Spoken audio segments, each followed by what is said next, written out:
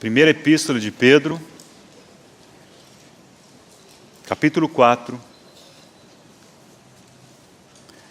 começando a leitura a partir do versículo 12, hoje leremos até o versículo 19, que é o último versículo do capítulo. 1 Pedro 4, 12. Amados, não estranheis o fogo ardente que surge no meio de vós, destinado a provar-vos, como se alguma coisa extraordinária vos estivesse acontecendo. Pelo contrário, alegrai-vos na medida que sois coparticipantes dos sofrimentos de Cristo, para que também na revelação da sua glória vos alegreis exultando. Se pelo nome de Cristo sois injuriados, bem-aventurados sois, porque sobre vós repousa o Espírito da glória de Deus. Não sofra, porém, nenhum de vós como assassino, ou ladrão, ou malfeitor, ou como quem se intromete em negócios de outrem. Mas, se sofrer como cristão, não se envergonhe disso, antes glorifique a Deus com esse nome. Porque a ocasião de começar o juízo pela casa de Deus é chegada. Ora, se primeiro vem por nós, qual será o fim daqueles que não obedecem ao Evangelho de Deus? E se é com dificuldade que o justo é salvo, onde vai comparecer o ímpio, sim, o pecador? Por isso, também os que sofrem segundo a vontade de Deus, encomendem a sua alma ao fiel Criador na prática do bem. Querido Pai, mais uma vez, obrigado pela maneira com que o Senhor falou ao nosso coração nesta manhã. Senhor, e diante da Tua palavra reconhecemos que só o Senhor tem a autoridade e a habilidade de falar. Por isso nos lançamos em Tuas mãos e pedimos que o Senhor alcance aquilo que o Senhor deseja alcançar nessa hora que está diante de nós. Fala ao nosso coração, guia-nos pelo Teu Espírito, atrai-nos para Ti, cativa-nos, Senhor, que só tenhamos olhos para ver o Senhor, em nome de Jesus. Amém. Então, irmãos, temos considerado esse assunto das disposições, dos arranjos, dos ordenamentos do Espírito Santo na vida daqueles que lhe pertencem. E ontem vimos que esse trabalhar, esse ordenar dele, ele tem um objetivo. Além disso, existe a necessidade de que ele realmente opere em nossa vida dessa maneira. E o assunto de hoje que eu gostaria de considerar com os irmãos diz respeito às manifestações desses arranjos do Espírito Santo. Como reconhecer as disposições do Espírito Santo em nossa vida? Agora, espero que vocês não esperem por uma regra, uma fórmula, porque ela não existe. Aliás, ao estudarmos a questão das disposições e de como que elas se manifestam, veremos que realmente é um desafio aprendermos a discernir no nosso espírito aquilo que o Espírito de Deus tem feito e faz em nosso contexto. Mas um ponto que comecei a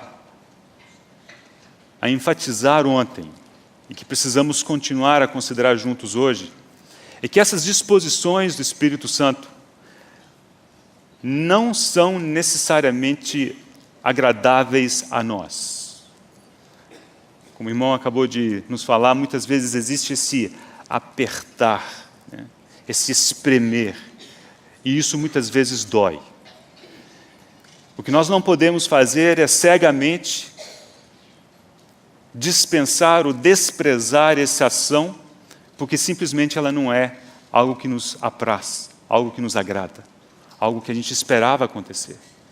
Então queremos, pela graça do Senhor, poder olhar para a sua palavra e sermos instruídos e preparados para podermos reconhecer e ver que o Espírito Santo move de formas tão diversas, tão especiais, mas cuidadosamente preparadas para cada um de nós. Ele não tem uma regra que aplica a todos. Ele olha a cada um. Ele conhece você, ele conhece seus problemas, seus anseios. Ele conhece, ele sabe o que precisa ser lidado e como ser lidado. Ele tem seus jeitos, ele tem seu tempo. E aqui nós queremos enxergar isso na palavra de Deus. Para começar, eu gostaria de passar por esse texto, como que respigando, observando alguns pontos a título de introdução. Então, vou convidar os irmãos a voltar ao versículo 12, aqui de 1 Pedro, capítulo 4.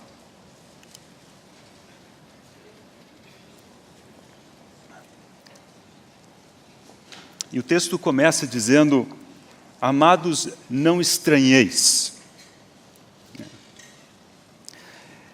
Essa palavra não estranheis, o fogo ardente, tem um significado de não considere estranho, não considere alheio à realidade da vida cristã, não considere como alguma coisa incabível que estejais passando por situações de fogo ardente. É quase como colocar assim: olha, não considere isso uma exceção. Essas situações de fogo ardente, elas precisam, na nossa mente, no nosso coração, nós precisamos enxergar que elas são quase que uma regra, quase que uma norma. E será assim ao longo de toda a nossa caminhada diante do Senhor. Não estranheis. E aí vem essa expressão que temos enfatizado, o fogo ardente. Essa palavra, dizem os entendidos, ela não é muito utilizada no Novo Testamento. Ela aparece aqui, aparece só mais uma vez, em Apocalipse capítulo 18, quando fala da Babilônia. E lá diz, lá foi traduzido como a fumaceira do seu incêndio. Então vocês percebem que pelas formas diversas de tradução, às vezes se tem alguma dificuldade de dizer exatamente o que significa, mas parece que o significado mais puro dessa palavra é simplesmente um queimar, uma queimação. Não estranheis o queimar, não estranheis o fogo ardente que surge entre vós. Vocês sabem que o Antigo Testamento ele foi traduzido para o grego, e isso é chamado da Septuaginta. E na Septuaginta, essa palavra também é utilizada em Provérbios, capítulo 27, versículo 21. O provérbio diz assim: como o crisol prova a prata e o forno o ouro, assim o homem é provado pelos louvores que recebe. E essa palavra lá é o forno. Assim como o forno prova o ouro. Então, situações de fogo ardente, podemos traduzir como situações de forno. Você já se sentiu no forno? Muitas vezes sim. Mas a ênfase que queremos dar é que, pela graça de Deus, nós podemos confiar no cozinheiro. Porque ele não vai deixar queimar. Ele sabe muito bem que horas tirar-nos do forno. Também sabe que horas deve nos colocar no forno. Não estranheis essas situações de forno, de fogo ardente que surge no meio de vós, destinados a provar-vos. E essa palavra provar, o significado dela nesse contexto é positiva. A gente não gosta da palavra provar, que a gente logo pensa de prova. E eu não conheço pessoas que gostam de prova. Quem faz prova não gosta de fazer prova, quem tem que corrigir não gosta de corrigir prova. Então, prova é aquela coisa que ninguém gosta muito. Mas por que a gente não gosta de prova? Porque a gente pensa assim, olha, tudo que eu não sei vai ficar na cara. A prova checa e traz à tona as coisas que eu deveria saber, eu não sei. Mas aqui, o contexto, o objetivo é diferente, é positivo. A ideia aqui é a provação que vai trazer à tona aquilo que existe de bom. E como que faz isso? Removendo o que existe de mal. E o texto que nos ajuda a entender isso bem, também está em Pedro, se os irmãos abrirem logo no primeiro capítulo dessa epístola. 1 Pedro capítulo 1.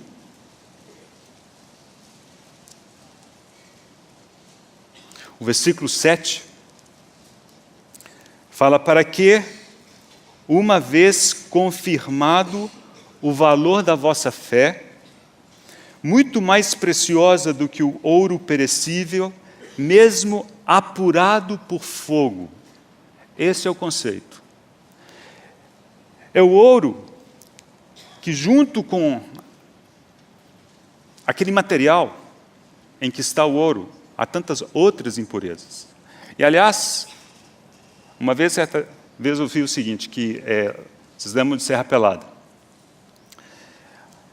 Diz que para cada uma tonelada de terra, argila e sei que mais que eles escavavam, eles conseguiam tirar 1 grama de ouro.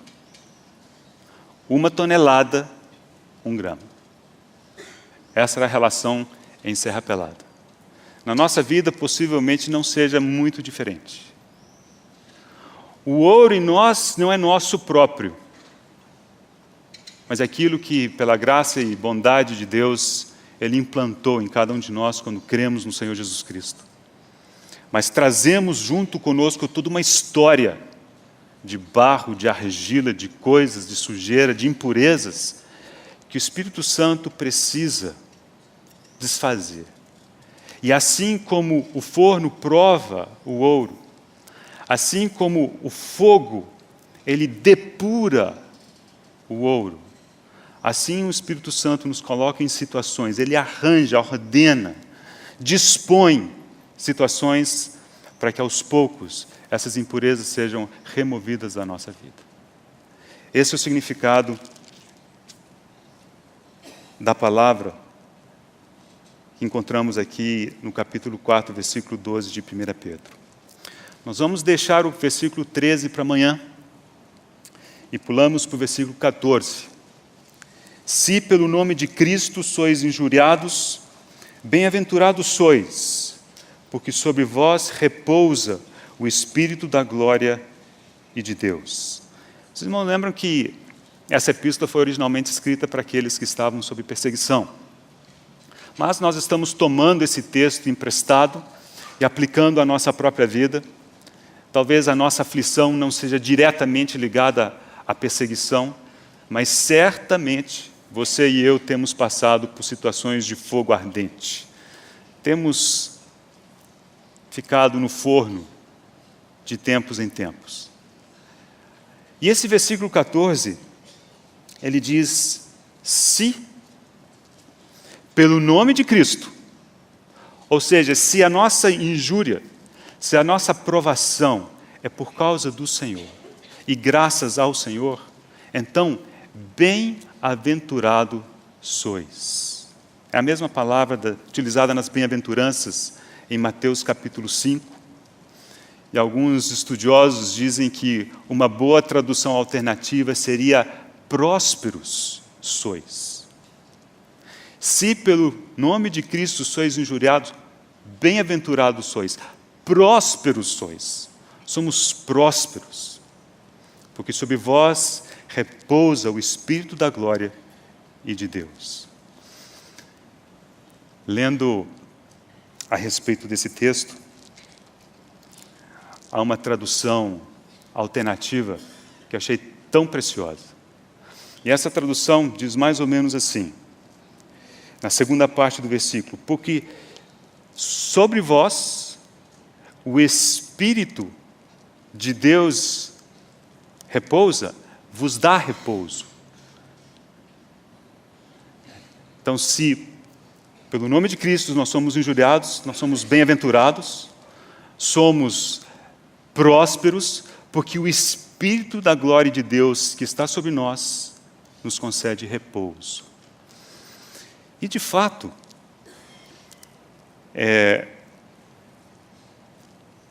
os estudiosos dessas palavras contam um caso que eu achei tão curioso. Vocês sabem que, para determinar o que significa uma palavra, o que normalmente se faz é primeiramente olhar no próprio texto, como que aquele autor utilizou a palavra, para tentar entender em que contexto, em que sentido é atribuída a palavra. Depois olham-se para outros textos bíblicos e também para textos extrabíblicos. Essa palavra foi encontrada num texto extrabíblico. E era um texto técnico, é um texto que foi escrito no ano 103 a.C., então mais ou menos por aquela época. E o texto técnico era a respeito de agricultura. E essa palavra era utilizada para se referir a uma sementeira leve. Então, um trecho de terra, um pedaço de terra, ele vinha sendo cultivado de forma intensa e de tempos em tempos eles davam repouso àquela terra, como? Plantando uma sementeira mais leve. Ela não ficava inútil, ela não ficava às traças, como a gente diz. Ela era cultivada, mas era cultivada com alguma coisa muito leve, para que ela pudesse repousar e não se esgotar. E parece que esse é o significado que está por detrás desse versículo 14. Ao passarmos por essas experiências de fogo ardente, nós podemos dar graças a Deus, porque o Espírito do Senhor, que pousa sobre nós, Ele é aquele responsável, não apenas para nos colocar no forno, mas também para nos tirar do forno, para nos dar repouso, para não permitir que nós nos esgotemos. Esse é o cuidado do Senhor para conosco. Agora, no versículo 15 e 16, nós temos uma advertência muito importante. Esses versículos dizem: não sofra, porém, nenhum de vós como assassino, ou ladrão, ou malfeitor, ou como quem se intromete em negócios de outrem. Mas, se sofrer como cristão, não se envergonhe disso, antes glorifique a Deus com esse nome.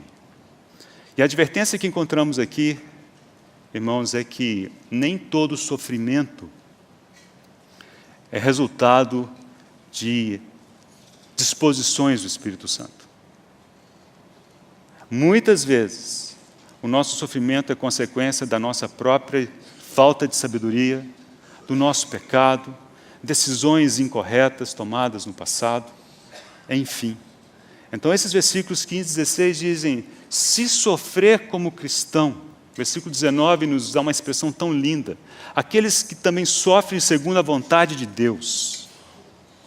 Isso é uma história. Para esses há um propósito muito claro.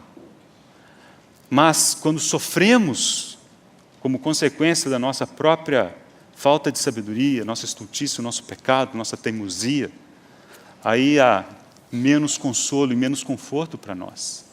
Mesmo assim, precisamos ir aos pés do Senhor. Mas aqui existe esse aspecto, que nos ajuda a reconhecer que não é o sofrimento per si. Não é todo o sofrimento que nós devemos atribuir imediatamente às disposições do Espírito Santo, mas apenas aquelas que se originaram no coração de Deus e que o Espírito arrumou, ordenou, para que pudéssemos passar por elas com propósito. Então, como precisamos de ganhar do Senhor discernimento espiritual, para podermos perceber em que situação estamos, né? Se estamos sofrendo por alguma coisa que o Senhor mesmo tenha nos colocado uma situação em que Ele, tendo projetado a situação, ordenado todos os detalhes, nos colocou ali. Ou então, se é alguma coisa que vem do passado, alguma decisão, alguma falta de sabedoria, pecado, e nós precisamos ir aos pés do Senhor e buscar misericórdia. Versículo 17. Porque a ocasião de começar o juízo pela casa de Deus é chegada. Ora, se primeiro vem por nós, qual será o fim daqueles que não obedecem ao Evangelho de Deus? Aqui, irmãos, vamos começar pela segunda parte do versículo. Ele diz: olha, a questão dos ímpios, daqueles que não conhecem e não são obedientes ao Evangelho de Deus, é outra questão. É como se o Senhor dissesse: olha, o juízo começa pela minha casa. E é aqui onde quero que a gente considere algumas coisas diante do Senhor. Vamos deixar os ímpios para um outro momento. Isso não é assunto nosso hoje. Mas esse texto começa dizendo que o momento de começar o juízo pela casa de Deus é chegado. Estamos nessa era, e é uma era de juízo. A gente tende a pensar em juízo como o juízo final, né? Aquele momento lá no fim da era, que pela graça de Deus, aqueles que creem no Senhor, eles não apenas passaram da morte para a vida, mas não entram em juízo. Mas certamente nós nos apresentaremos diante do Senhor, no seu tribunal. E eu acredito que esse versículo nos prepara para esse momento. Esse juízo não diz respeito àquele momento especificamente, porque diz que o momento deste juízo é chegado. É alguma coisa que está em processo. Não é alguma coisa reservada para aquele encontro com o Senhor. Mas nós precisamos enxergar que este juízo pode e deve ser uma preparação para aquele momento em que estaremos aos pés do Senhor. O momento de começar o juízo pela casa de Deus é chegado. E, de novo, esse juízo não tem uma conotação de condenação, mas a conotação dessa palavra, ela é de prova, de aprovação, de teste, de verificação. E aqui eu creio que há um princípio que encontramos na Epístola de Paulo aos Coríntios, na primeira, no capítulo 11, eu quero convidar os irmãos a lermos esses versículos juntos. É um texto que se refere em primeira mão à mesa do Senhor, mas o princípio espiritual, ele é mais amplo.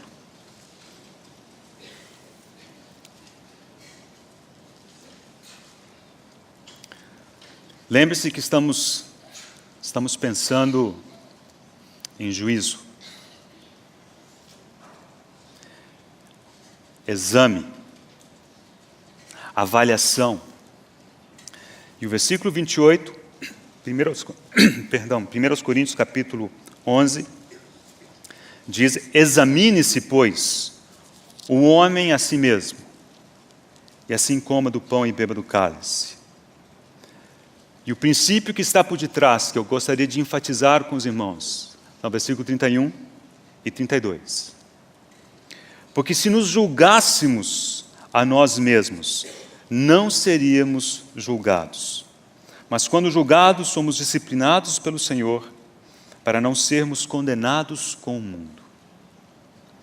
Então, irmãos, o que eu creio que encontramos naquele texto de 1 Pedro, capítulo 4, versículo 17, quando nos é chamada a atenção de que o juízo, o momento do juízo, na casa de Deus é começado, é chegado, é esse momento de exame, de prova, em que somos convidados a nos julgarmos a nós mesmos. E uma das coisas que essas experiências de fogo ardente fazem, elas manifestam as impurezas, elas como que começam a vir à tona. E quando elas vêm à tona, nós temos, irmãos, a chance de lidar com elas, de julgá-las, no sentido de concordar com Deus na avaliação que Ele faz daquelas coisas. E aquilo que precisa ser deixado para trás, deve ser deixado para trás. Aquilo que precisa ser confessado, deve ser confessado. Se confessarmos os nossos pecados, Ele é fiel e justo para nos perdoar os pecados e nos purificar de toda injustiça. Irmãos, aquelas coisas que se tiverem sido tratadas, devidamente julgadas, neste período, estarão debaixo do sangue do Senhor.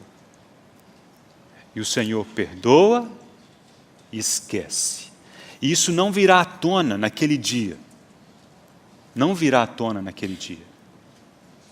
Mas as pendências que ficarem para trás, essas terão que ser tratadas, porque Deus é um Deus justo. Nós não poderemos entrar a eternidade afora com pendências. Pensem bem. Tudo tem que ter acertado. O balanço tem que dar 0 no final. Não pode sobrar, não pode faltar. E o que eu creio que encontramos lá em 1 Pedro 4,17 é o encorajamento. De falar assim, olha, comece a julgar, a se julgar. Hoje, o tempo é chegado. É este o tempo. Não deixa para depois. Não fica varrendo as coisas para debaixo do tapete. Porque naquele dia, o tapete será levantado. E tapete não cobre nada aos olhos de Deus. Mas o sangue de Jesus, seu Filho, nos purifica de todo pecado. Então, irmãos, o encorajamento que precisamos receber é de nós permitirmos que o Senhor traga à tona o que precisa ser julgado. E quando vier à tona, julgue. Julgue de acordo com o coração e a mente de Deus, não segundo a sua opinião.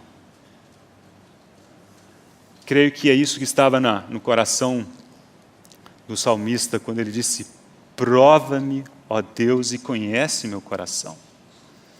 Prova-me e conhece os meus pensamentos.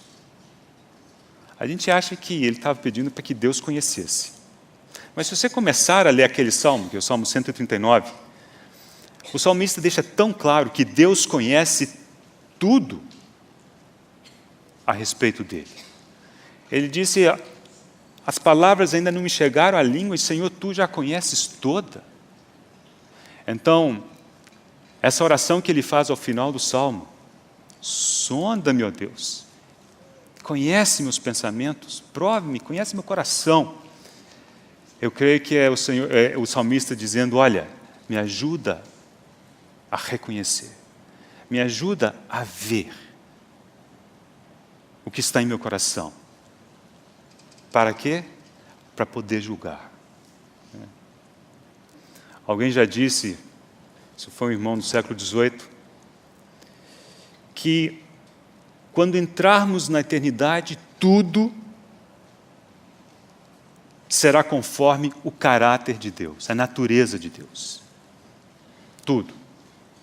Aquilo que não é do caráter de Deus, aquilo que não é da natureza de Deus, tem que ser banido.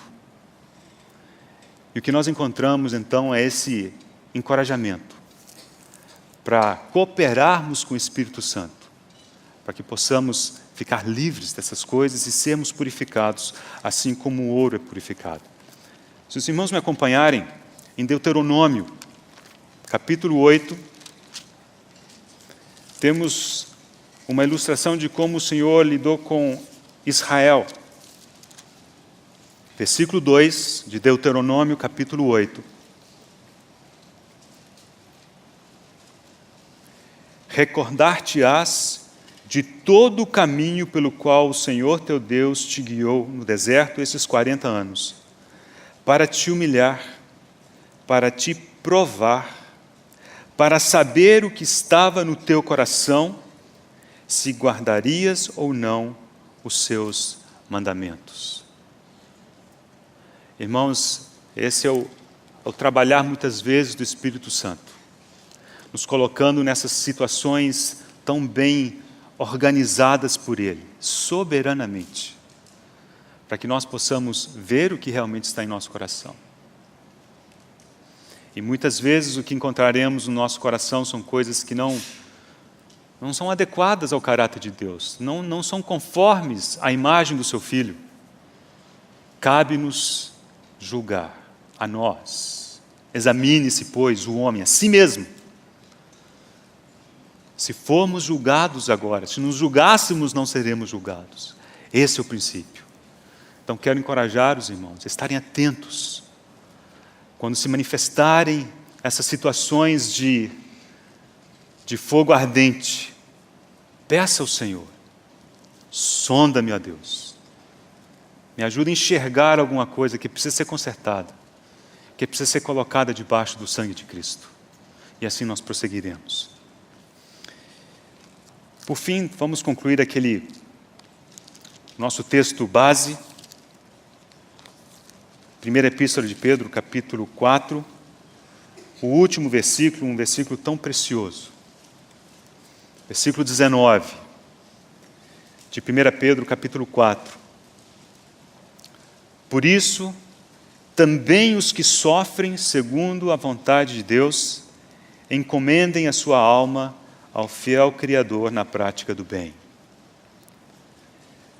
Eu sempre acho essa frase tão curiosa. Os que sofrem segundo a vontade de Deus.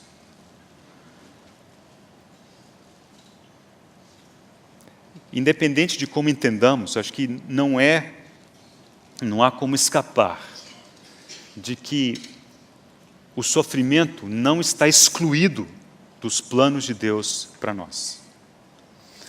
E talvez muitos de nós, ao nos convertermos, a nos lançarmos nos braços do Senhor, tenhamos a impressão de que sofrimento não será uma palavra do dicionário do crente. Ao contrário.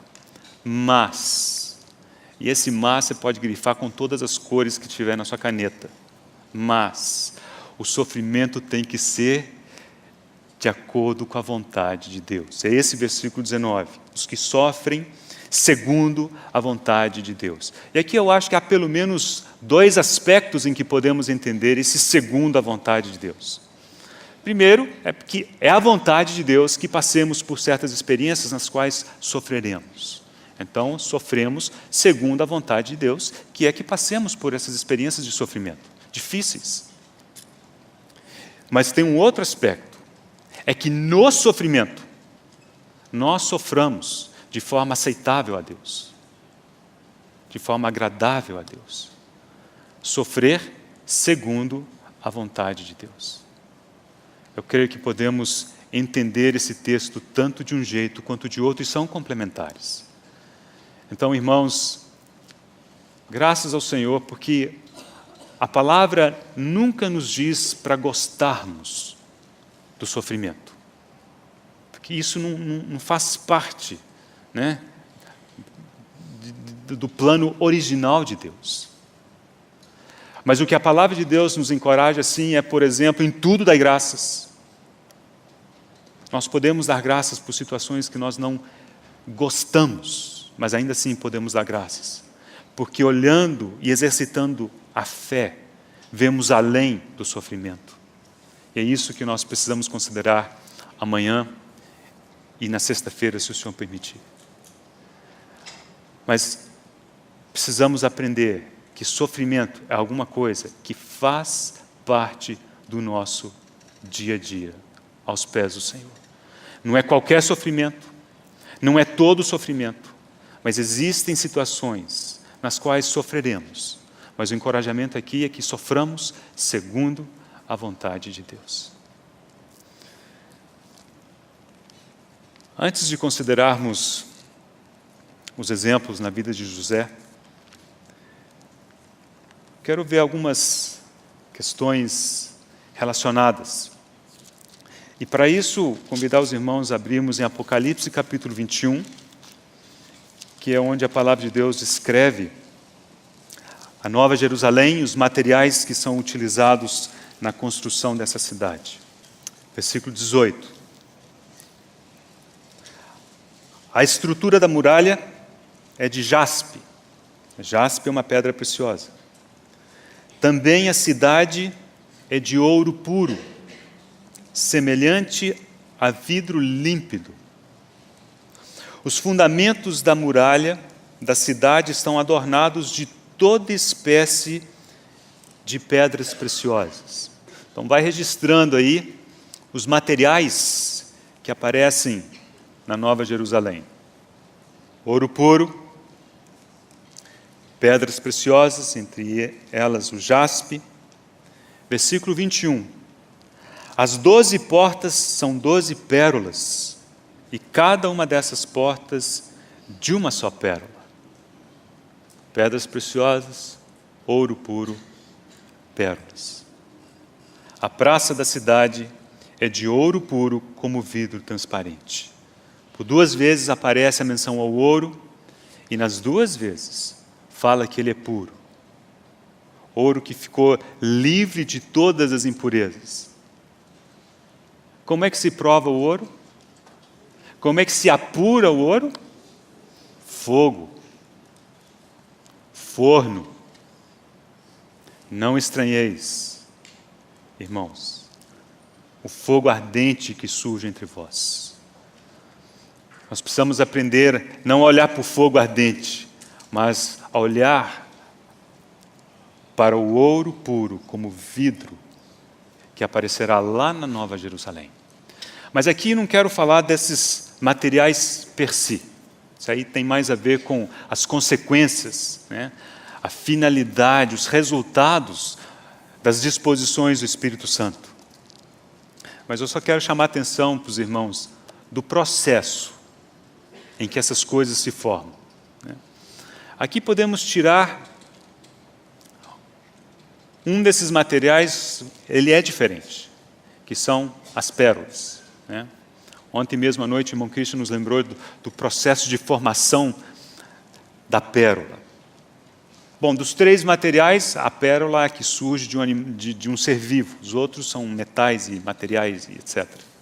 Minerais. E no caso da pérola, ela é formada por um processo interno àquele ser vivo. É a ostra, né, que entra alguma sujeira, e de 2 uma. Se a ostra consegue expelir aquela sujeira, está tudo bem, mas não tem pérola. Mas se aquela sujeira permanecer dentro da ostra, ela raspa a ostra, ela fere a ostra, e a ostra começa a soltar algum tipo de... Eu não sou biólogo, eu falo gosma, né? Alguma gosma ali, os biólogos me perdoem ali. Mas começam a envolver aquela sujeira, camada após camada, após camada, após camada. E depois de algum tempo, ali, aquilo que originalmente havia iniciado como uma ferida, ali mesmo é formada uma pérola. Isso fala muito de processos internos nossos, nos quais o Espírito Santo certamente atua, e nós precisamos aprender a ouvir o Espírito Santo e ceder e nos rendermos aos seus tratos.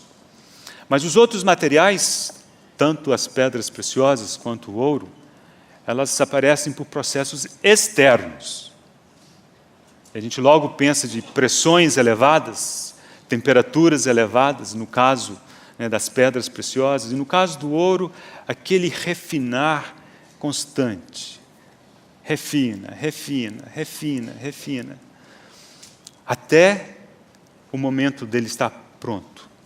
Ouro puro, como vidro transparente. Então, são muito mais esses aspectos externos que são a nossa preocupação nesses dias, falando dos arranjos do Espírito Santo.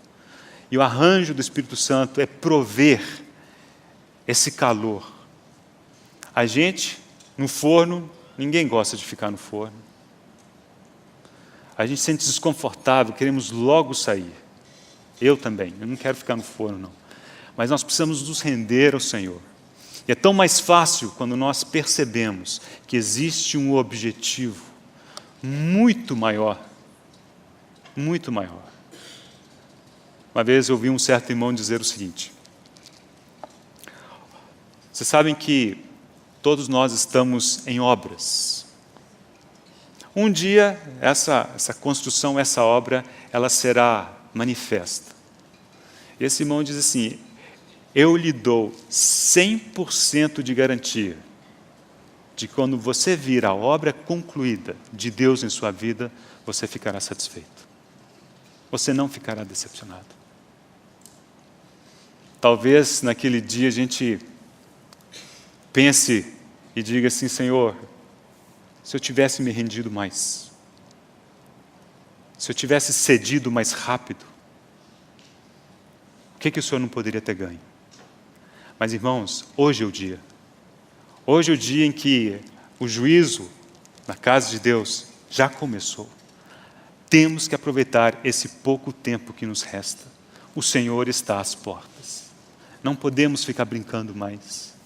É tempo de ouvirmos o Senhor, vermos para onde Ele nos quer levar. Aquilo que Ele deseja formar em nós, que Ele forme de uma vez por todas, sem a nossa resistência.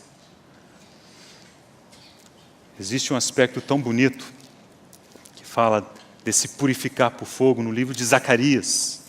Abra comigo, por favor, Zacarias. É o antepenúltimo livro do Antigo Testamento.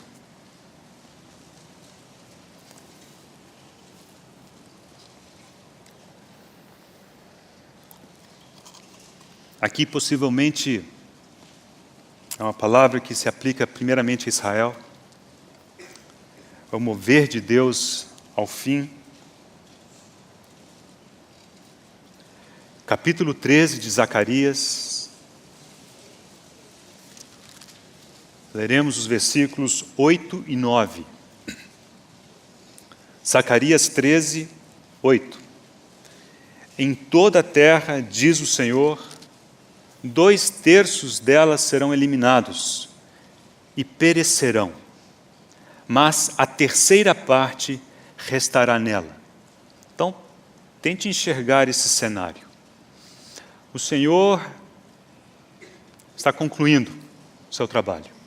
Nesse processo, a terra é dividida em 3 partes, 2 pereceram. Ficou uma terceira parte. O que fazer com esse pessoal? Versículo 9. Farei passar a terceira parte pelo fogo. Curioso, né? Já não ficou livre dos outros 2/3? Ainda vai continuar cozinhando? Amém, irmãos? É isso que o Senhor precisa fazer. Preste atenção no restante do versículo. Farei passar a terceira parte pelo fogo, e a purificarei como se purifica a prata, e a provarei como se prova o ouro. Ela invocará o meu nome, e eu a ouvirei. Direi, é meu povo, e ela dirá, o Senhor é o meu Deus. Leia esse versículo de trás para frente. Nós, como povo de Deus, nós que dizemos do Senhor, Ele é o meu Senhor, chegamos a esse ponto porque pela misericórdia de Deus, Ele nos provou, Ele nos purificou. E Ele tem feito isso ainda. E Ele precisa continuar isso até o fim. Só mais um texto para concluirmos esse pensamento e podemos considerar a vida de José. Esse texto está em 1 Coríntios capítulo 3. Nesse capítulo, Paulo chamou a atenção dos coríntios. Os coríntios estavam divididos. Um dizia que é de Apolo, outro é de Paulo, outro de Cefas. E os mais diferentes diziam que eram de Cristo. O fato é que eram todos bebês em Cristo. E nesse texto, Paulo começa a dizer, olha, eu lancei o fundamento. Aí vem um e constrói em cima desse único fundamento que é Cristo. E a maneira de construir precisa ser cuidadosa. E ainda que talvez esse texto tenha uma primeira aplicação para umas questões mais específicas, né, do ministério, da obra, também tem uma aplicação certa na nossa vida, na vida de cada um de nós. Porque é como se no dia da nossa conversão nós tivéssemos lançado o único fundamento que existe, que é Cristo, e a partir dali começamos a construir.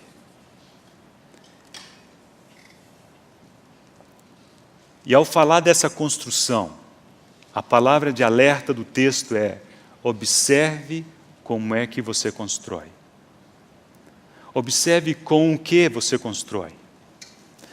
E aqui no versículo 12, 1 Coríntios 3, 12, lemos: contudo, se o que alguém edifica sobre o fundamento é ouro, prata, pedras preciosas, madeira, feno, palha, manifesta se tornará a obra de cada um, pois o dia a demonstrará, porque está sendo revelada pelo fogo. E qual seja a obra de cada um, o próprio fogo o provará. Aqui, irmãos, aqui encontramos uma menção àquele dia. Esse dia possivelmente seja aos pés do Senhor no seu tribunal. E aqui diz que naquele dia fogo vai rolar solto. Naquele dia tudo terá que passar pelo fogo. Aquilo que for feno, madeira, palha, aquilo que for combustível será consumido. Aquilo que não for combustível passará. Agora, irmãos, o encorajamento do texto de 1 Pedro é que, pela bondade de Deus, os resultados desse dia não precisam ser surpresa. Nós não precisamos aguardar aquele dia para descobrir certas coisas. Se nós nos rendermos ao fogo do Espírito Santo hoje, a essas situações de fogo ardente, Ele já nos fará passar por elas. E aquilo que for combustível em nossa vida, já pegará fogo. E se caminharmos assim diante do Senhor, permitindo que Ele queime todas as coisas queimáveis, naquele dia, estará tudo certo. Ali é o que tiver ficado. E graças ao Senhor, cada um de nós terá algo para apresentar e depositar aos pés do Senhor. Mas observe que esse texto fala do aspecto não apenas futuro, fala também do aspecto presente. No meio do versículo 13, lemos o seguinte: porque está sendo revelada pelo fogo. Vocês sabem que nosso país foi acometido pelo gerundismo. É um vício de linguagem que tudo aparece no gerúndio. E uma das consequências que isso tem é que, quando a gente precisa do gerúndio, ele parece que perdeu a força. Mas aqui não é gerundismo, não. Aqui é gerúndio mesmo. Ele diz, porque está sendo revelada pelo fogo. Essa é a ação do Espírito Santo em nossa vida ao arranjar essas situações tão desagradáveis e difíceis às vezes, mas tão necessárias.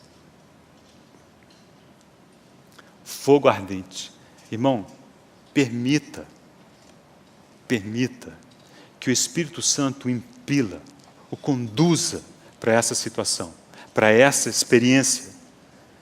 Permita que hoje a ação desse fogo tenha sua obra, tenha seu efeito. Possamos viver isso que está sendo revelado. Porque naquele dia, tantas coisas já terão sido queimadas. Será tão mais fácil. E a nossa vida hoje diante do Senhor tão mais santa, tão mais correta. Sejamos encorajados pela própria palavra do Senhor a nos submetermos à bondosa mão do Espírito Santo. Agora sim, irmãos, vamos, para encerrar, considerar alguns exemplos na vida de José. Então, se voltarmos a Gênesis, capítulo 37, o capítulo de onde lemos alguns versículos ontem, vamos ler esse capítulo com uma única preocupação. Vamos tentar detectar pelo menos algumas situações que configuram os arranjos, as disposições do Espírito Santo na vida de José. Claro que, como nós conhecemos o final da história, isso fica mais fácil. Mas coloque-se nos sapatos de José, nas sandálias, né? e tente imaginar como é que ele se sentia. Quanto será que ele enxergava, né, desse arranjo, das ordenações do Espírito Santo? Possivelmente tão pouco quanto você e eu enxergamos isso nas nossas experiências de fogo ardente. Mas é assim que aprendemos, é assim que caminhamos diante do Senhor.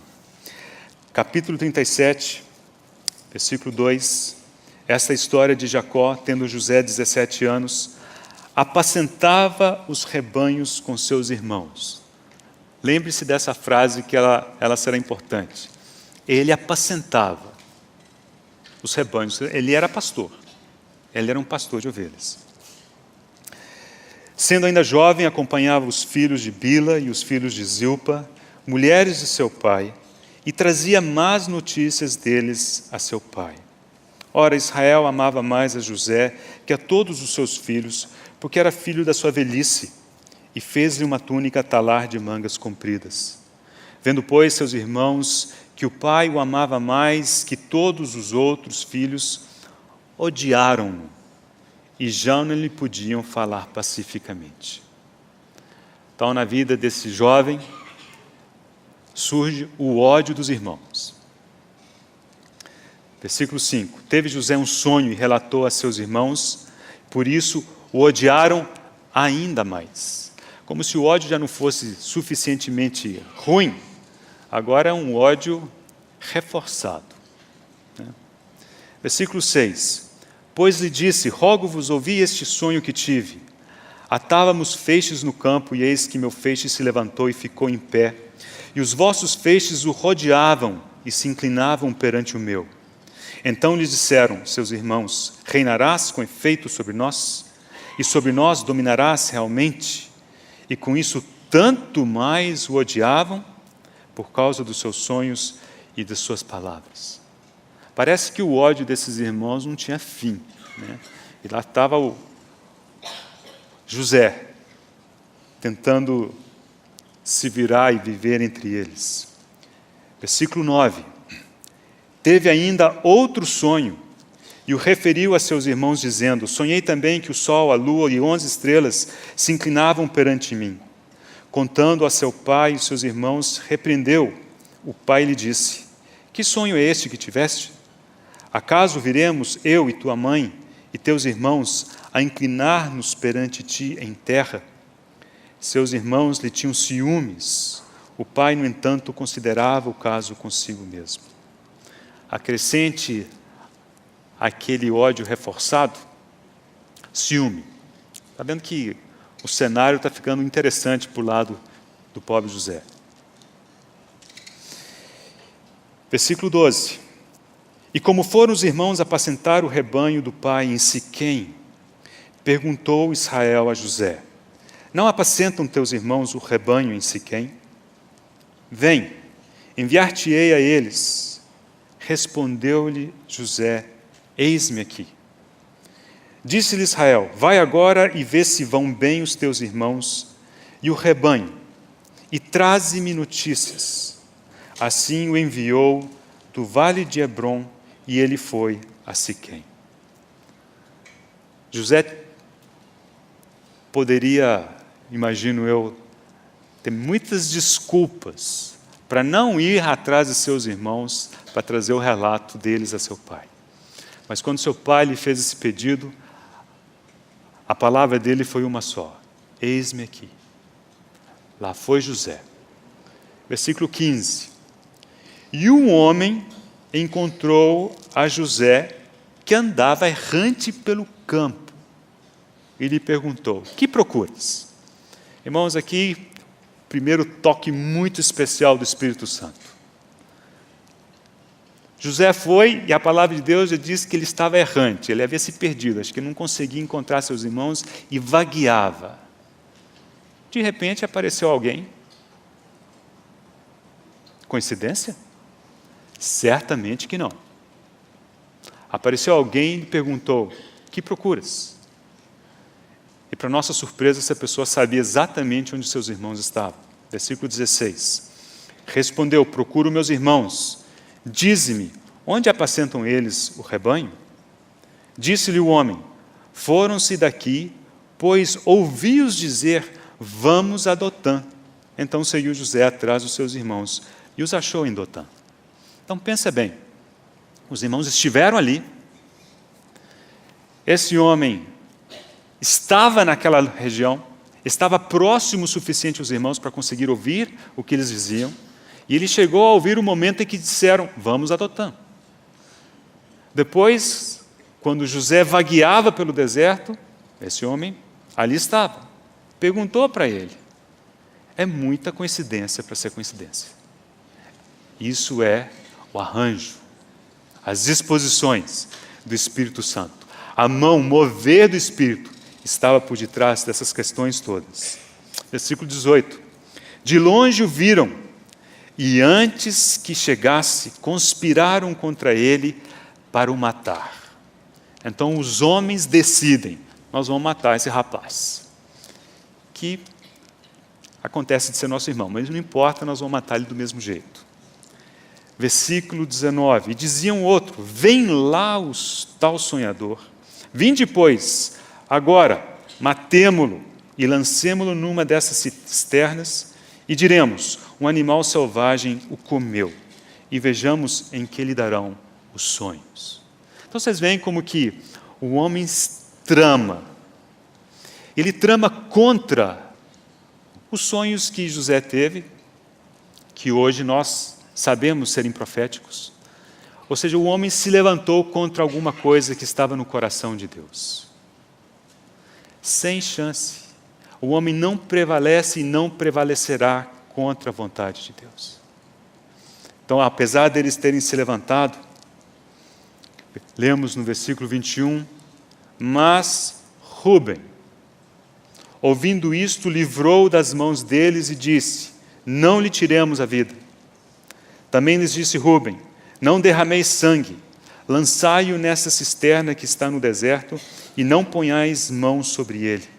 Isto disse para o livrar deles, a fim de o restituir a seu pai.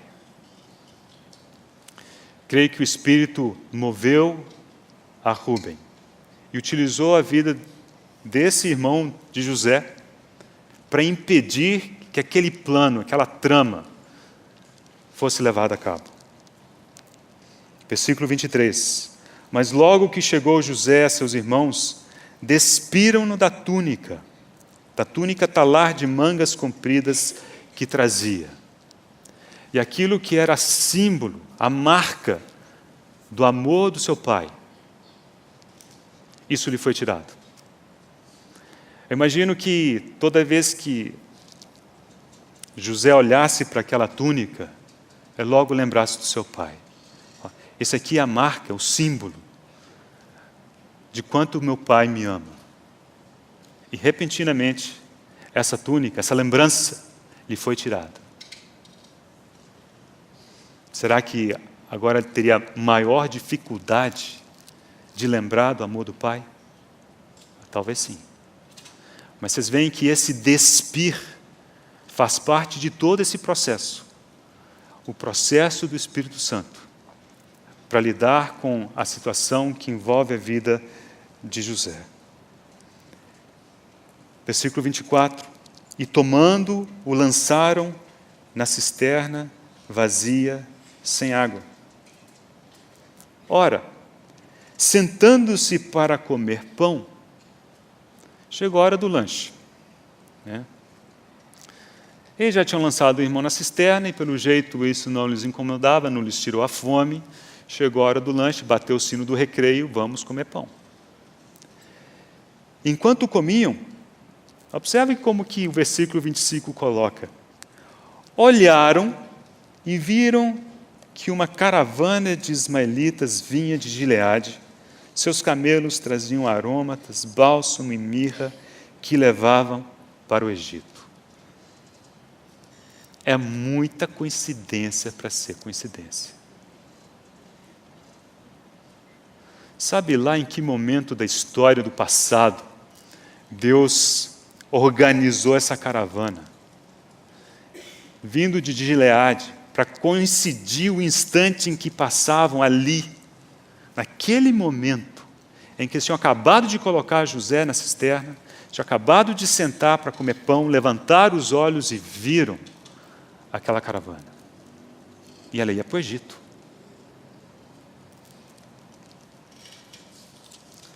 Versículo 26. Então disse Judá a seus irmãos. Lá vem o Espírito Santo, moveu em outra pessoa agora. De que nos aproveita matar o nosso irmão e esconder-lhe o sangue? Vinde, vendamo-lo aos ismaelitas, não ponhamos sobre ele a mão, pois é nosso irmão e nossa carne. Seus irmãos concordaram. E passando os mercadores midianitas, os irmãos de José, o alcançaram e o tiraram da cisterna e o venderam por 20 siclos de prata aos ismaelitas, e estes levaram José ao Egito. E o último versículo desse capítulo, 36. Entre mentes, os midianitas venderam José no Egito a Potifar, oficial de Faraó, comandante da guarda.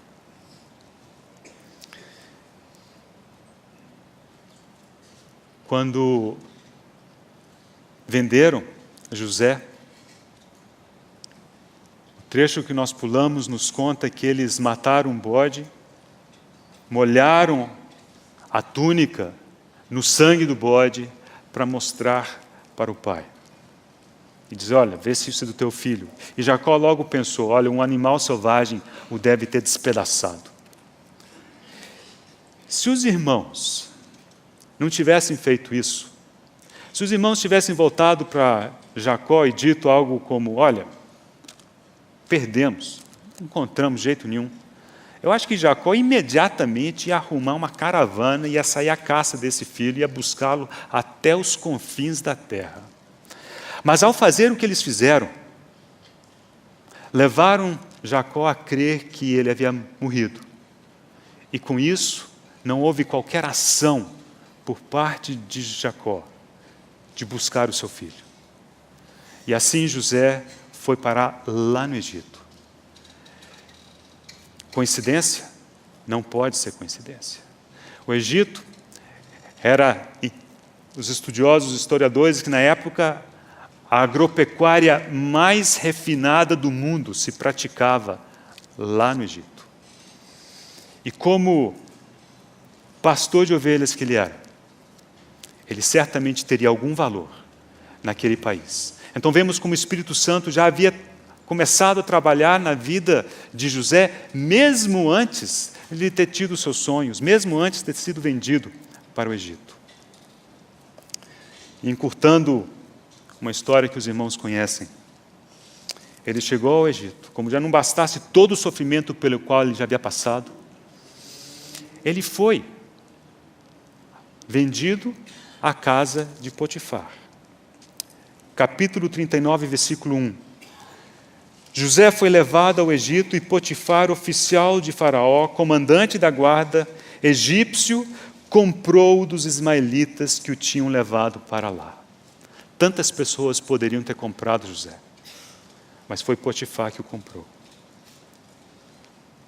E antes da gente imaginar que, a essas alturas, Deus havia se esquecido de José, vocês têm que pensar nisso, porque nós não conhecemos o fim da história.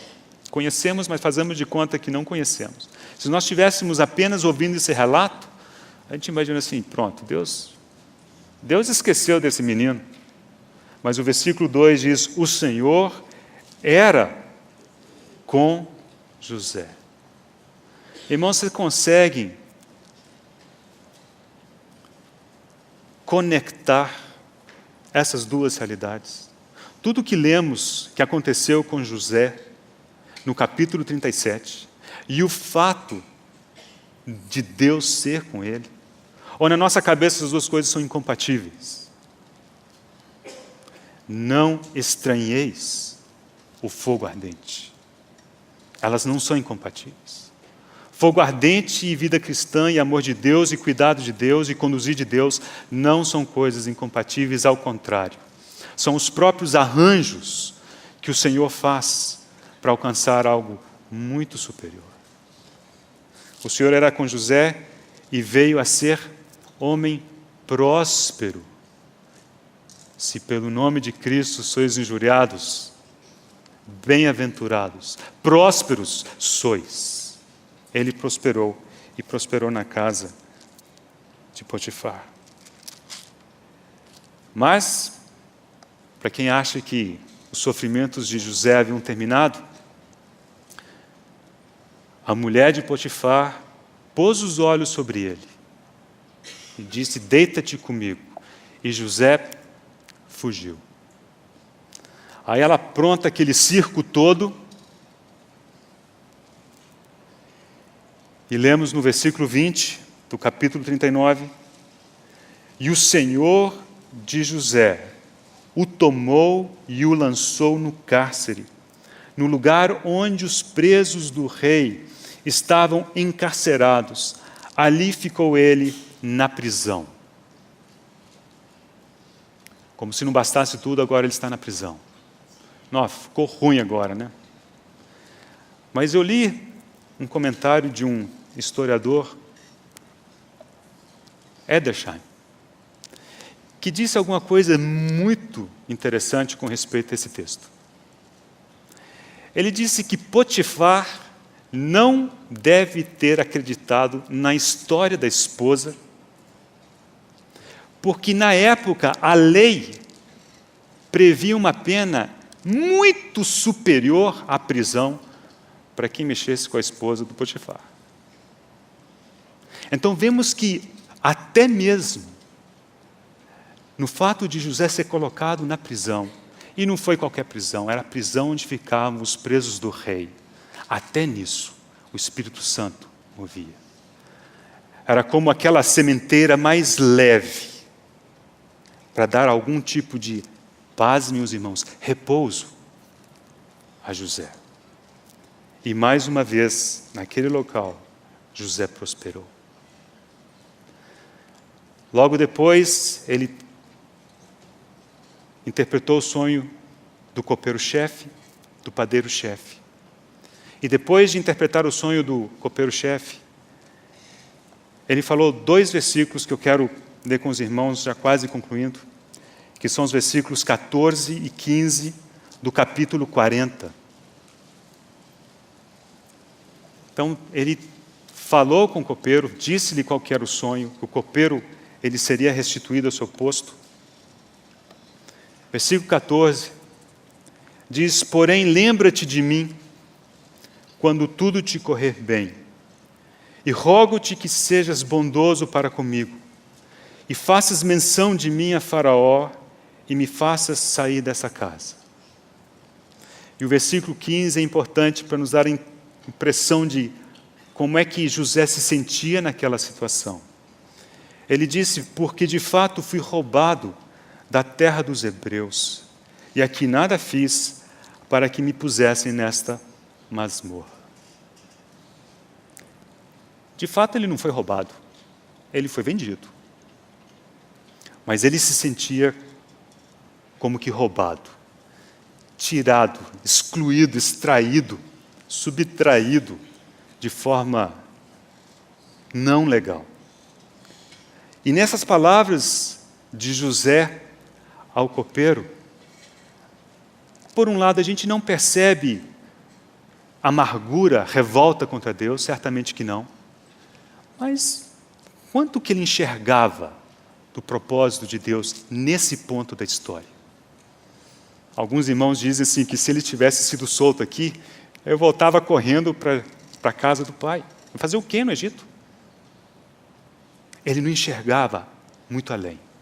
Ele estava no processo de entender e compreender qual era a vontade e o propósito de Deus.